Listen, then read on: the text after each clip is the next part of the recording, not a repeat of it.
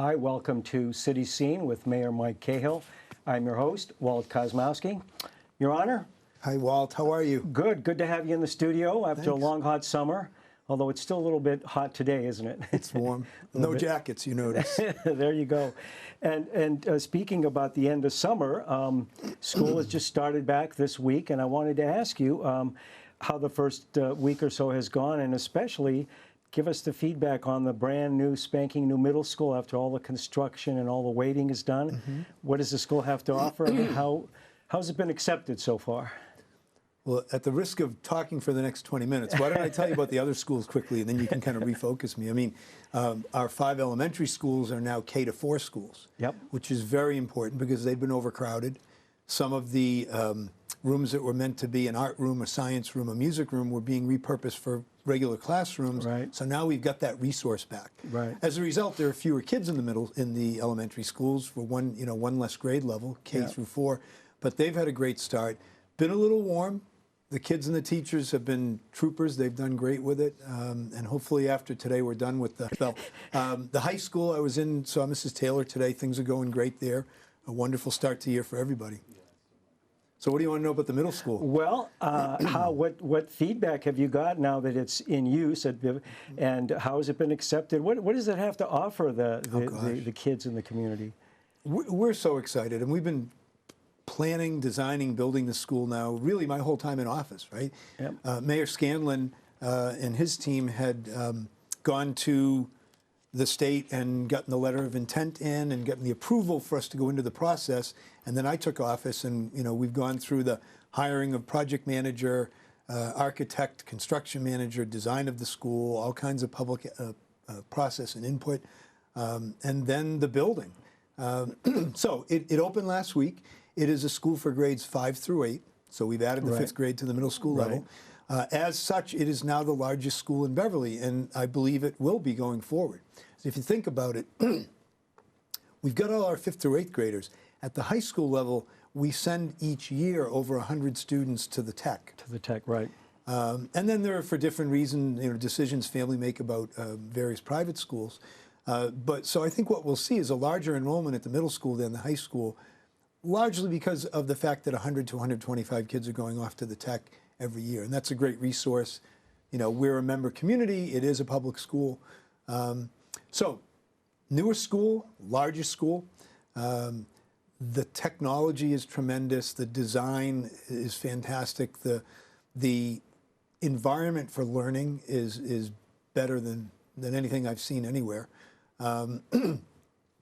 It's really, we probably should get a couple of teachers and maybe the principal in soon, once they've had a few weeks or a month to work in the school and use it, to hear from them. But we know that we created an outdoor learning center outside the cafeterias with 3 specific spaces targeted for classes, and that's wonderful. Within the building, there is a maker space at the entryway of each of the 12 neighborhoods. So there are 4 levels. Each level, first floor has 3 neighborhoods. Those are you might call them wings or hallways, or when you talk about the kids, you might call them teams. We're calling them neighborhoods of students. And so for each neighborhood of 5 or 6 classrooms, there is a makerspace to do STEM work, project work, to be very creative. Some of the tabletops are actually whiteboards, so you can write on them and calculate on them and design on them. Others are kind of more traditional tabletops. Some of the walls are white walls, same thing. You can write all over them.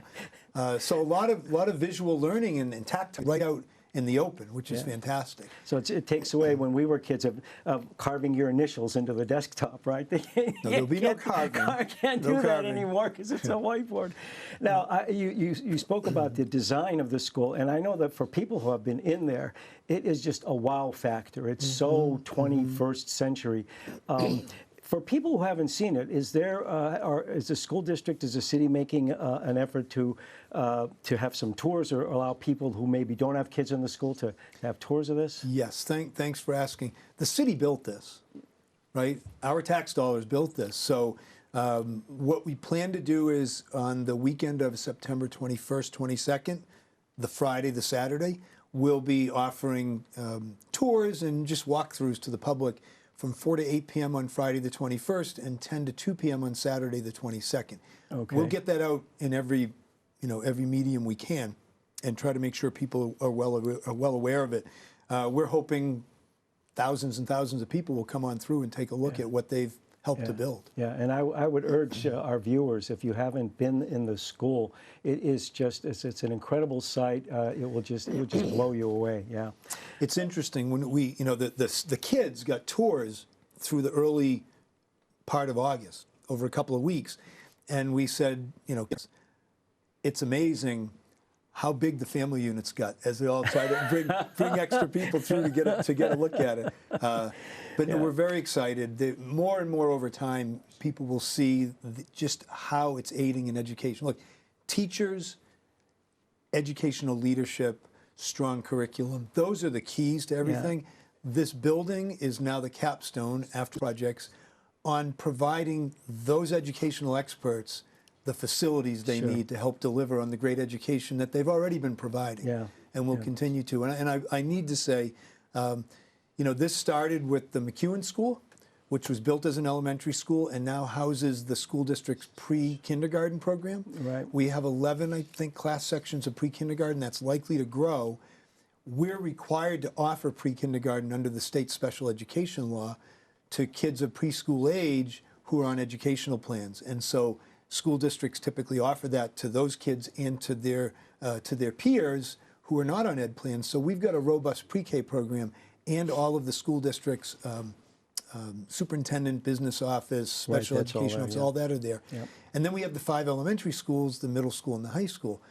And what I just need to say is Mayor Scanlon and a lot of other people who helped along the way did amazing work to build or rebuild and expand upon 8 school buildings in 20 years' time without a Proposition 2.5 override, while funding it through our ability to do so in our year-to-year budgeting, our investing through bonding and bonding and servicing debt, and with a lot of state help as well. It's been an amazing journey to get our school system the resources that they need. Yeah, very good. Let me change the subjects a little bit. I've heard that there's been some changes to the parking program. That's a change of subject. Okay. So tell us kind of what's changing and when that change will take effect for our viewers. So first, before leaving the middle school, for anyone who can't get in for a tour, they can call my office. Try to get them a look if they're not around or available on those days. Okay. Because there's so much to see and appreciate and understand about the education that these kids are going to be getting, and kids are going to be getting in that building for decades to come. Yeah. As far as the downtown, yes, we've been working, for 3 years or more to try to bring our downtown parking scheme into the 21st century. It's an old, antiquated system. We've worked very hard pursuant to the city's master plan and really to help revitalize our downtown to bring more economic investment into the downtown, and it's been working. So there's a way to do parking better than we do. There is sufficient parking in the downtown during the day, during the evening, for whatever people's needs are. It's not all right at the front door of businesses, and sometimes people need to help kind of be directed to where it can be found. So in October, and we're trying to nail down the date because it's moving a little bit as we get all the final pieces put in, but sometime during the month of October, we'll transition. And all the parking meters will be gone. They'll be replaced with kiosks, and there'll be a parking kiosk every so many vehicles. There'll be 3 ways to pay for your parking in the downtown. You'll be able to pay by coin. You'll be able to pay by credit card, and you'll be able to pay by app. Okay. And we're going to be encouraging as many people as we can to download the app because that's the most convenient way to do it. For example, let me just stay with the details. Right now, we have time limits on our parking. For the most part, the paid parking in the downtown will no longer be time limited. You'll be able to park there for as long as you want or need to, as long as you pay what it costs. That's where I come to how convenient the app will be versus the other ways of paying. If I go downtown, say I go downtown to do some shopping at the bookstore or one of the retail shops along Cabot, and then I want to have lunch with a friend, or I have a haircut appointment, or some other kind of appointment, and I think it's going to take me 2 hours, so I pay for 2 hours, and then I realize, my app gives me a warning. Oh, you got 10 minutes left, and I said, oh, geez, I'm 20, 30 minutes away. Yeah. I can buy another hour. Right from my phone, Yeah. without getting up and running out and feeding a meter or paying at a kiosk. Which is a pain sometime, yeah. And the kiosks, another thing about the kiosks is we will not be using a pay and display. You pay at the kiosk, you walk on by and go to where you're going. You don't have to go back to your car. Okay. The way that we'll track and enforce is through a plate reading system. Mm-hmm. So the enforcement of it will be, we go by and read the plate. Now we know it's there. We go back through. If it's been there, we know how long it's been there. And we can read whether there's money loaded up to have it there, Right. or whether it's not been paid for or is Right. expired. Right. So that's kind of the easiest way to explain the enforcement. There will be a couple of zones. There'll be one price for parking in the parking lots that'll be less, and then there'll be a higher price to park out on the main street, Right. where you're closer to the storefront. Sure. And then there also will be free parking on the streets between Cabot and Rantoul. That parking will be free, but time limited. That's the only time limited parking. Okay. And the time, for the most part, I think consistently will be a 4-hour limit. The reason for that is there are about 200 spaces in the downtown that are currently free parking, that are not exclusively, but in pretty significant percentage being used by people taking the train into Boston. So they take the train in for 8 or 10 or 12 hours on a workday, and that spot is locked up. Right. We can't allow that anymore. There's a greater demand for parking in the downtown. There are more daytime businesses. It's not just an evening demand. Sure. Yeah. And so we've worked with the MBTA for the past 4 years to try to convince them to do a monthly parking pass type deal for someone who is going to park in their garage and take the train in. Because we don't want to see people having to have this big surcharge on their commute. The T, I'm not sure if it was Aston for 4 years, but they've decided to change their parking structure right through the system, right around Greater Boston. And they've dropped the parking garage cost in Beverly from $5 a day to $2 a day. Okay. So it's at 2. It's going to be demand driven. People start using it more, they may push the price back up, I don't know. But at least for now, it's only $2 a day. So when we kick off this new plan, all that free parking around throughout the downtown that people have been finding and using to go into Boston will now be either paid or time limited. Yeah. Because it's parking we need throughout the course of the day, Right. and it can't be taken up by the car of somebody who's then off to work all day in Boston. So it was a tough one. I hated to see that happen the way it did, but the consolation is that the parking at the T garage is now much less and much more manageable. Yeah. Now, we've seen since you and I talked, we've seen the so-called Whole Foods Plaza there between Sawyer and Brimble. That's back up and running. What's the time frame on that briefly for our viewers? In talking with the owners, the CEA group, the plan is for Whole Foods to move in next spring. They've been targeting a May 2019 opening for a while. We thought it would be May 2018, but then if you remember, there was this time where nothing was going on and everybody was wondering, quite a long time, and we were wondering, we were trying to get an answer, and what we finally figured out after the fact was Whole Foods and Amazon were in negotiations, and once Amazon bought and they kind of set their course, it became clear that that had delayed things several months, and now they were pushing their opening date out a year. Okay. So that's where they're at. Some businesses will open sooner than that. Others that want to be in the orbit of Whole Foods won't want to open until Whole Foods opens. So you see the construction ongoing, and I think the first businesses will be going in later this calendar year, and then you'll see many more when Whole Foods opens. Since they started back up again, things have just sprouted up there, just seemingly overnight. Yeah. Mm-hmm. Now, you mentioned earlier about some planning and projects and so forth. Let's talk a little bit about some of the the overview of some of the big projects. Like, for instance, the harbor plan. Give us an idea where we are with that. What are the time frames on that? What's the emphasis in the harbor plan, Mike? So the harbor plan was a process that was encouraged by the state, and so we applied, and the focus is on the Beverly Harborfront down by the bridge, Right. and then around the corner, the bank of the Bass River along the side of the commuter rail station. Right. It's ongoing. It kicked off back in the late winter, early spring, and there have been a couple of public sessions with, I believe there's another one to come. There's a draft plan that will come out, even another conversation, and I think the goal is to have a plan in place by the end of the calendar year, thereabouts, and that'll help us better plan for how to work with our harbor and how to potentially try to promote redevelopment of it going forward. Yeah. Now, there's something that's called, maybe a lot of people don't know about it, the Downtown 2030 plan. You want to kind of give us an overview of what that's about? So the harbor plan is a city-led effort. Downtown 2030 is a Beverly Main Streets-led effort. Right. And you know, and I know Main Streets is a nonprofit. They do a lot of work. We work in partnership with them quite a bit. They do some things that the city has not been and is not staffed to do, and they serve a really important function in helping the downtown.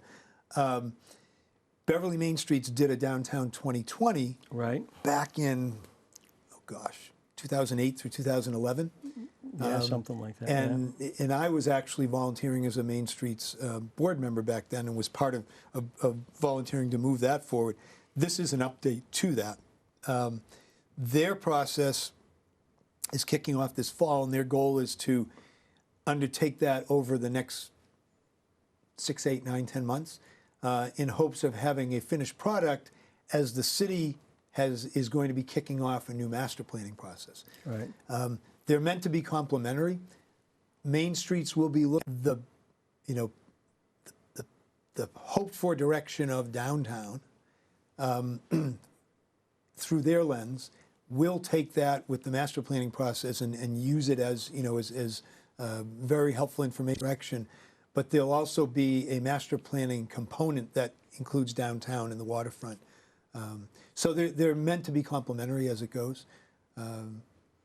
And people will be hearing a lot more about that from Main Streets, and I know they're looking to kick off publicly very soon.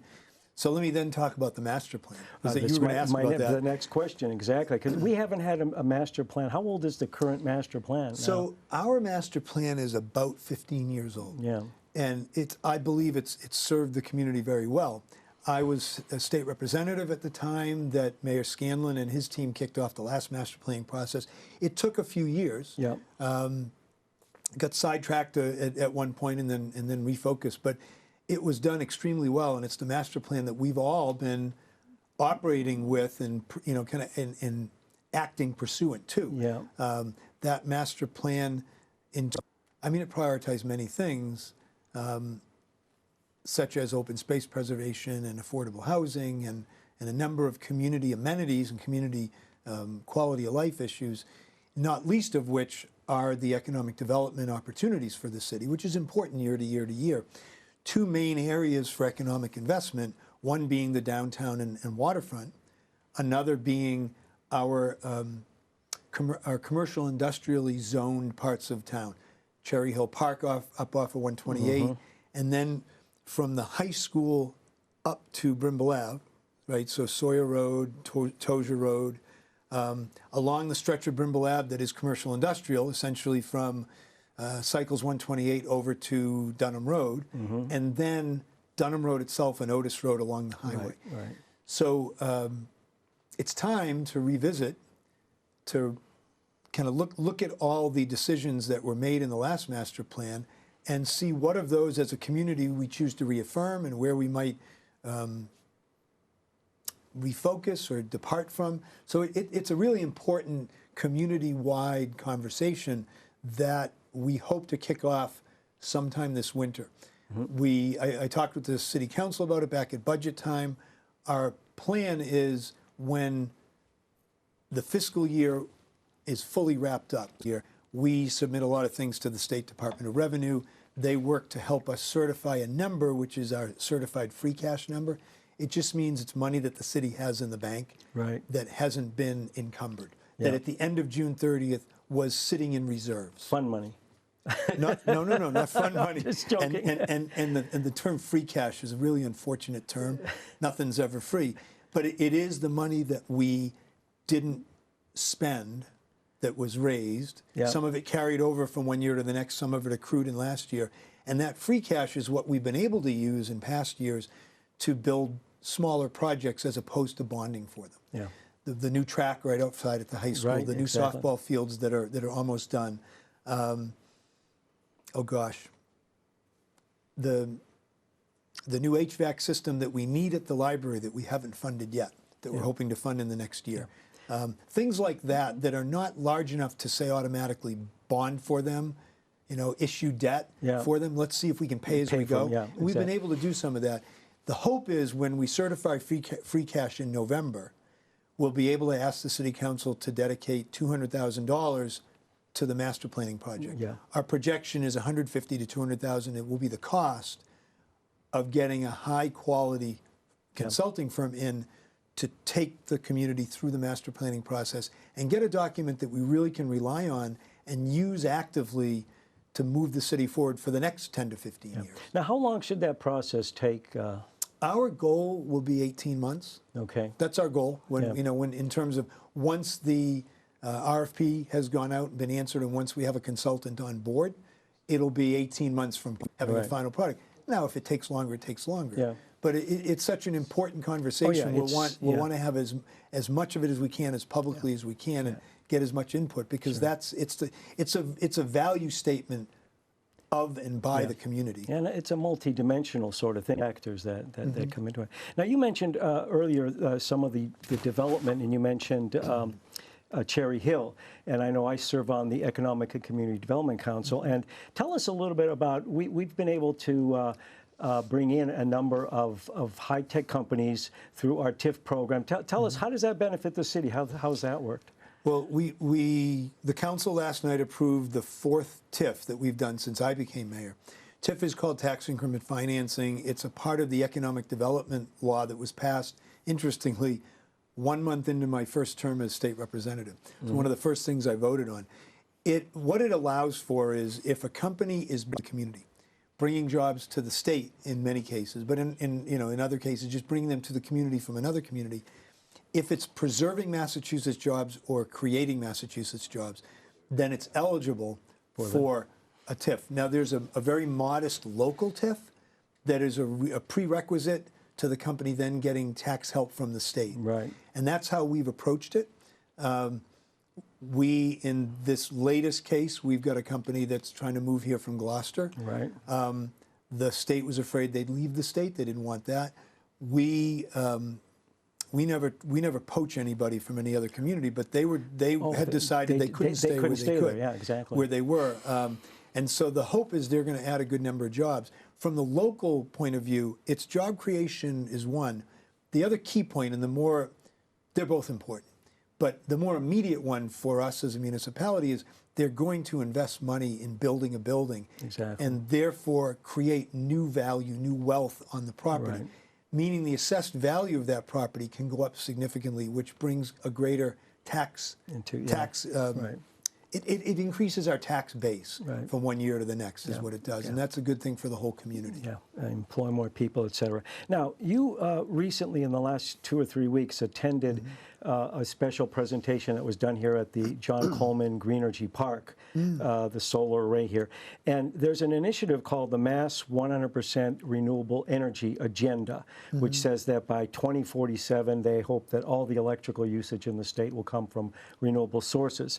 And I know the city has signed on to something called the Pathway to 100. So what kinds of things can a city like Beverly do to assist in that and make that happen? A lot of wonderful people are putting their volunteer time and energy to this, and we also have some very talented staff, professionally working on it. Any city or town, and every city and town in the world really has to be part of making a move. We really need to get away from fossil fuel. Eventually, as close to entirely as we can. For now, Beverly uses fossil fuel to provide the electricity in our streetlights, the heating, electricity, and air conditioning in all of our buildings. These are the city and school buildings. Our vehicle fleet is all diesel and gas. We have a school bus fleet, a council on aging van fleet, police, fire, public services. We get a lot of vehicles. Every single one of them is gas or diesel. Yeah. Now, we're getting them this week. Our first 2 electric vehicles from Lion Wah, did we write that? Lion Wah Car Dealership in Peabody are sending us free for a year. Yep. 2 electric vehicles that the police department will use. The 2 school resource officers will drive those. Yeah. We need to start transitioning our vehicle fleet as a community away from fossil fuels. We just purchased some new diesel school buses. I wanted to purchase electric vehicle school buses, but the technology is still a little bit away. Yeah. People are working hard on the technology, and the cost differential is still a little too great. But we have to make that transition, and our hope and our expectation is that both government investment in R&D and private sector investment is really pushing the envelope on the ability to scale technologies for transportation and other things. The last way that a city and town burns fossil fuels is how we manage our waste stream. The picking up and taking away of trash and recycling, our solid waste, the sewage district, all of that, how we power everything we do. Yeah. So we're looking for ways in which things differently, more cleanly, and also to decrease the amount of driving we do, whatever and however we can do that. In a nutshell, there's so many more layers and details, but at least that's a sense. On that note, I'm getting a signal from my control room that our time is up. So, Mayor Mike Cahill, thank you very much, and it's good to have you back at the end of the summer. And I'd like to remind our viewers, you have been watching City Scene. I'm your host, Walt Kosmowski, and we'll see you next time.